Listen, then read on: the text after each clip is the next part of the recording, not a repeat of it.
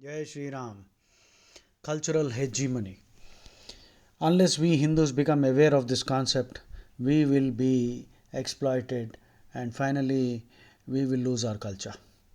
Because the cultural war has been going on for the last 15 years, and even after independence, Hinduism is ridiculed every day. And Hindu kids grow up with a feeling of inferiority. So they become more American than the American. They like to listen to meaningless pop songs, vulgar Bollywood songs, and also these English songs, the way they dress, the whatever they eat, and everything else. The language included customs and ridiculing Hindu festivals and customs while mindlessly imitating everything Western or everything Islamic. And this is how cultural hegemony has been going on. If you are still not aware and if you are still opposed to, not opposing it, if you are still opposed to opposing it, sorry, then you are fully colonized, mentally colonized. Mental colonization basically means mentally colonized means considering that the culture of the invader is superior, right? And therefore, because of the inferiority complex, we wear the dresses they wear, torn jeans, and we eat the food they eat, we talk like they do, we watch movies that they watch, we listen to music that they like. So, and then we become snobs. We look down on others who don't do what we are doing. So, this kind of stupidity. And the next thing is cultural hegemony basically means a very non-violent, invisible, covert means of influencing all of us, mainly children, and then undermining Hindu culture, undermining our culture anyway. So war being praised, poor people are just stupid and lazy. Look at those. This is a nice cartoon, and in the TV serials you will find everything about Hinduism is ridiculed as an evil. Hmm? Yeah, there are some evil practices. I fully agree. They should be thrown out. But these evil practices are there in Islam and Christianity, and communism is fundamentally stupid and flawed. Karl Marx was a drunkard, an alcoholic who sired 6 children. He did not feed his own children. His wife used to work as a maid in many houses. She couldn't pay the house rent. She was thrown out. And Karl Marx himself was a sponge. He was living off, drinking off his friend Frederick Engel's father, who owned a factory. So, who was the bourgeois at that time? In those days, bourgeois means the owner of the factories. Today, the word bourgeois means middle class. So, now movies, you see, cultural hegemony through movies, Bollywood movies, even Tollywood movies. Everything Hindu is ridiculed, everything Islamic and Christian is glorified. The Hindu Brahmin is shown as a rogue, a lusty character. The Thakur or the Kshatriya is again shown as an exploiter. The Vaishya, the Banya. This Varna is there in every society. This Varna exists in every society. But they are shown as extremely greedy people, and the Shudra is shown as one who is exploited. And then the fifth class, which doesn't exist in Veda, they have called it Dalit, and so on and so forth. It goes on, and this propaganda is continuing even today. And everything American is good anyway. So, how did the British government try to impose cultural hegemony? By framing the worldview of the ruling class and the social and economic structures that embody it as just, legitimate, and designed for the benefit of all, even though these structures may only benefit the ruling class. So, if you are a good speaker of English, again, you are considered very knowledgeable. But there are many English people, English speaking. In fact, I dare say, if you are still subscribing to those two desert cults, even if you have 10 PhDs, I think you are an idiot. Because you don't have the guts to face the truth. You have not read your holy books. I have read them. But unfortunately, I cannot openly criticize them. But they can ridicule my religion every day, 24/7. So, what is this? This is cultural hegemony. So, be careful, my dear friends. Eh? Sanatan Dharma, Hinduism, is the only religion that teaches you to see Krishna, to see God in everyone, every animal, every tree, every human being. There's no discrimination. Caste does not exist in Hinduism. What we have in Hinduism is very scientific.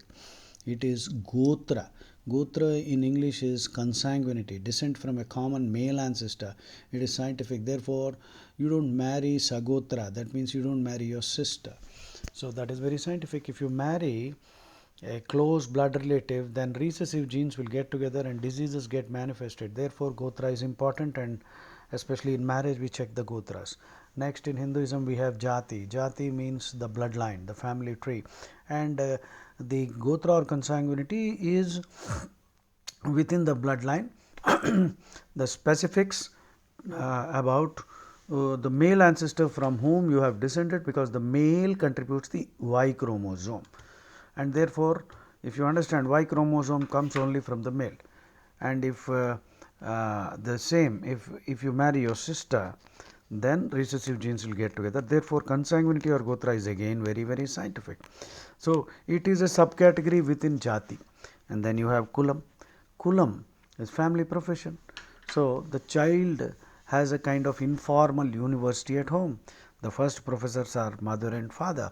If your mother and father are following the family profession, then the child very quickly picks it up, and even before he goes to the formal school, the child would have sufficient knowledge of the family trade. So by 20, if he is admitted into a Gurukul which teaches exactly that profession to which the parents belong. Of course, Varna is now another overlapping concept. Varna, psychological temperament. Actually, the Sanskrit word vri, Varna root is vri. Vri means to choose. So it is perfectly possible that within a family there could be 4 children, all of different Varnas. So though the family profession is, let us say, X, there could be 4 kids with different aptitudes which suit different professions. So nothing stops you from putting your kid into a school or a Gurukul which teaches trades which are in line with, which gel with the child's aptitude. So that freedom is always there. Hinduism is so scientific. So that is your what do you call, what all did I discuss? Gotra, Jati, Varna, Kula. Caste is a Portuguese word that was imposed on us, foisted on us by Lord Risley. This rascal listed out some 6,000 castes. So we don't have caste. Go to hell. We don't have caste in Hinduism. Yeah, caste discrimination. Yeah. Now it has got entrenched. But Bhagavad Gita and Vedas don't mention any caste. Of course, discrimination of all kinds should be condemned. And unfortunately, in Christianity and Islam, slavery has been institutionalized. Look at their holy books. Institutionalized means established as a custom. So even Jesus Christ advised slaves to not revolt and be nice even to bad masters. Prophet Muhammad, peace be upon him, had many slaves. He sold and bought slaves. So if they criticize us as a casteist, well, you can tell them that, yeah, this is a problem we do have. Casteism is bad. I'm totally against it. First of all, there's no caste anyway. Discrimination exists in every society, and in our society also it is there. But look at you. Your holy book is recommending slavery and misogyny and so many misanthropy. The infidel or the unbeliever has to be proselytized, which is converted or killed. Your holy books are still saying that. Would you edit those holy books? Okay? Jai Shri Ram. So please remember, cultural hegemony is what we have to fight. Every Hindu has to fight. If you don't understand our Hindu institutions, find out, read about it, or watch my videos. Everything in Hinduism is deeply spiritual and scientific. Most of them are very spiritual, and some of them are purely scientific.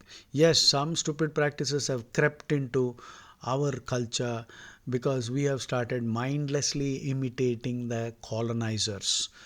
Muslims, invaders, Christians, invaders, and this communism is a trash. We have allowed them to, infiltrate our society and completely take hold of our psyche. So have the courage to question everything. Yeah? Live for Dharma. Jai Shri Ram.